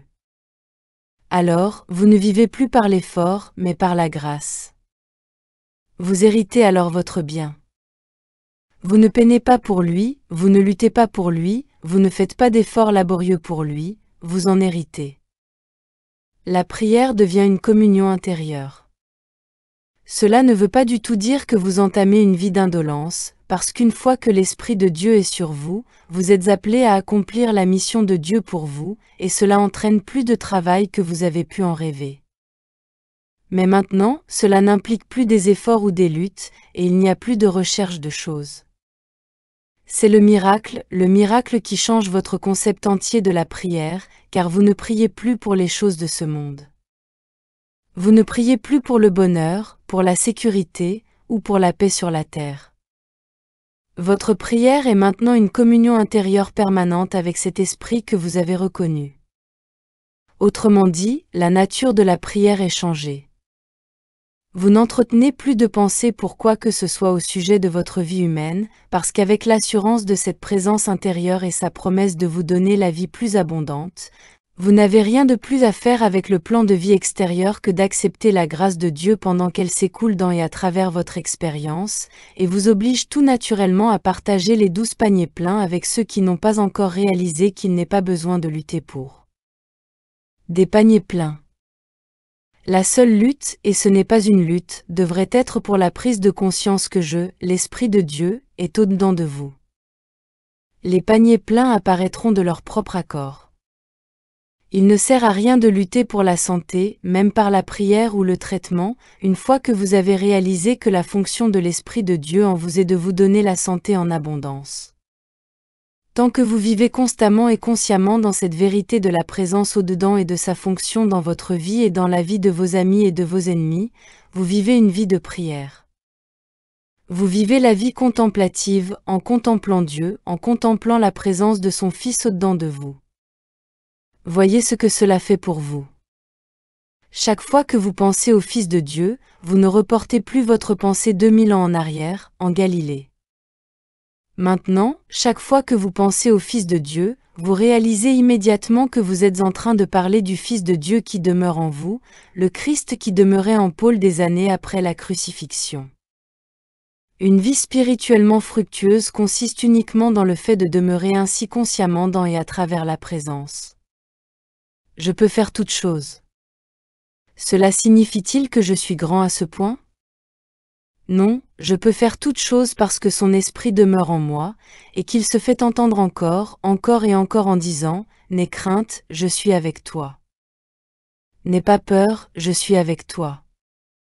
Je ne te quitterai jamais. » Cela est la présence de Dieu qui m'a parlé et est maintenant en train de vous parler de l'intérieur, une fois que vous avez réfléchi à cette vérité des Écritures que je est le chemin. La présence de Dieu en vous est réellement le chemin. Quand vous élevez le Fils de Dieu en vous, vous entendez, « Je ne te quitterai jamais. Je suis venu afin que les brebis aient la vie et les plus abondantes. » Cherchez la réalité et pas l'ombre. Quand vous avez ainsi élevé ce Fils de Dieu en vous, vous êtes l'enfant de Dieu, et vous vivez en ne vous inquiétant pas pour votre vie, dès lors vécue, ni par la force, ni par le pouvoir, mais par cet esprit intérieur. Il n'est jamais plus possible d'être tenté d'accepter la croyance que vous devez démontrer quoi que ce soit d'autre que la réalisation continue de cette présence intérieure, parce qu'elle devient la forme d'accomplissement.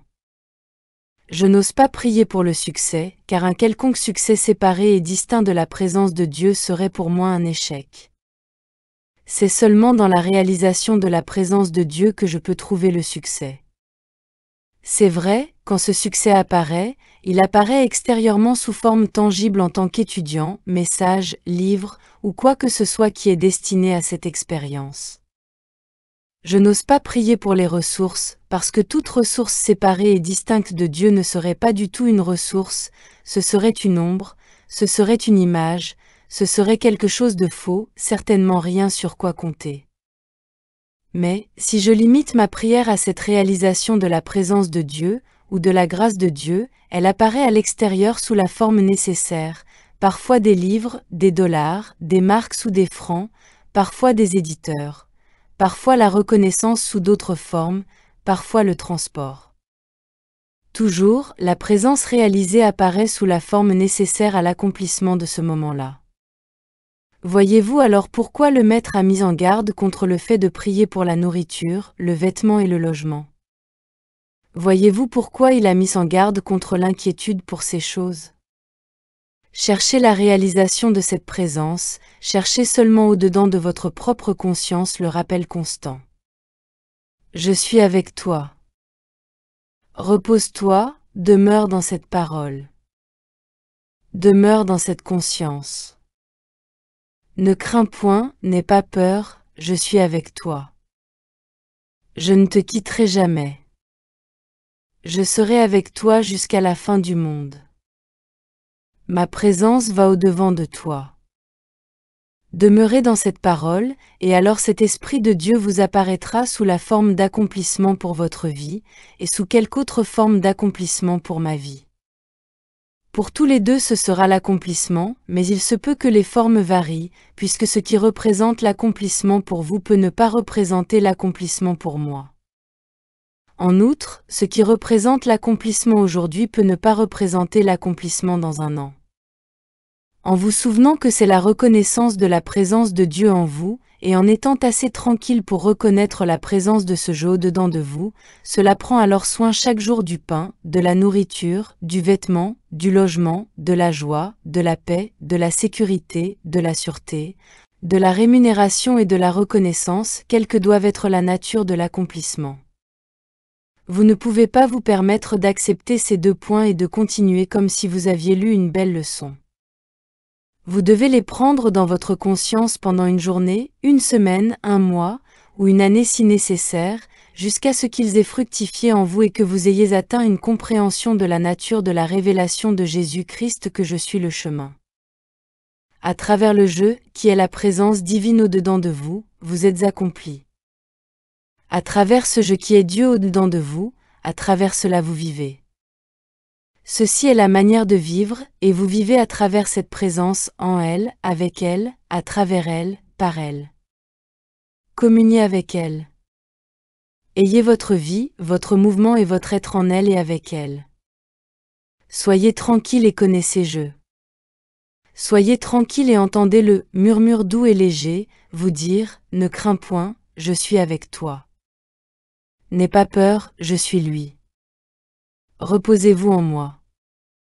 Vous saurez alors que le miracle de la vie chrétienne est que ce jeu, Dieu, au milieu de vous, suit omnipotence. Reposez-vous en moi. Reposez-vous dans ma parole. Reposez-vous dans ce mot je au milieu de vous. Reposez-vous dans cette présence de Dieu. Reposez-vous dans l'assurance de sa présence et de sa mission. Demeurez en elle. N'ayez jamais de pensée d'inquiétude ou de crainte pour les choses de ce monde. Entretenez toutes les pensées que vous voulez en faisant votre travail correctement, parfaitement, avec à-propos et amour. Occupez-vous d'être obligeant envers vos amis et vos ennemis, et souciez-vous de prier pour ces ennemis. Souciez-vous de pardonner 70 fois 7 fois, mais ne vous inquiétez pas pour votre propre vie, car ceci est la fonction du je qui demeure en vous. Je est le chemin. N'ayez pas peur, c'est moi, puis détendez-vous dans ce jeu. Détendez-vous dans cette présence. Détendez-vous dans ce pouvoir. Détendez-vous dans l'assurance que ce jeu est quelque chose qui ne vous quittera et ne vous abandonnera jamais. Ce jeu ne vous maintiendra pas sur terre à tout jamais, car ce n'est pas sa fonction. Sa fonction est que vous viviez à tout jamais, mais pas nécessairement en Angleterre ou aux États-Unis, en France, en Allemagne, en Suisse ou bien n'importe où sur terre. L'endroit où vous vivez devrait être sans importance, aussi longtemps que vous vivez par la grâce de Dieu. Ici, là ou n'importe où ailleurs devrait être pour vous la même chose. Entrez dans le sanctuaire intérieur, je n'ai jamais une personne. Ce n'est pas ma personne ou votre personne. Je hais toujours l'individualité divine, le Créateur, la parole qui est au milieu de vous. Quand vous le reconnaissez, vous vivez alors la voie chrétienne, la voie de Dieu, la voie de la présence au-dedans, la voie de la prière et de la communion, en entrant dans le sanctuaire intérieur de votre propre être pour trouver Dieu. En lisant la Bible, vous pouvez croire que le sanctuaire intérieur ou Saint des Saints où entraient les prêtres hébreux était un édifice. C'est simplement une façon de le présenter, mais il a une signification intérieure beaucoup plus profonde. Il n'y a jamais eu un édifice érigé qui était le Saint des Saints, pas même le temple du roi Salomon à Jérusalem. Lui aussi a suivi le chemin de toute chair. Toutes les structures matérielles suivent ce chemin. Le Saint des Saints est votre conscience, le sanctuaire intérieur de votre propre être. Vous n'êtes jamais dans le Saint des Saints tant que vous n'êtes pas allé au-dedans de vous-même et que vous n'y avez pas trouvé Dieu, que vous n'avez pas communié avec lui, que vous ne lui avez pas parlé, et que vous n'avez pas entendu Dieu, tout au-dedans de vous. Où irai-je loin de ton esprit?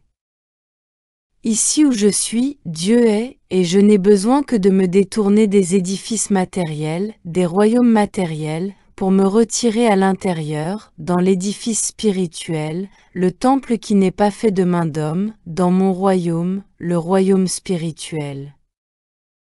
Et là, à l'intérieur du temple de mon propre être, à l'intérieur de ce sanctuaire spirituel et invisible qu'est ma conscience, je peux entendre la voix de Dieu.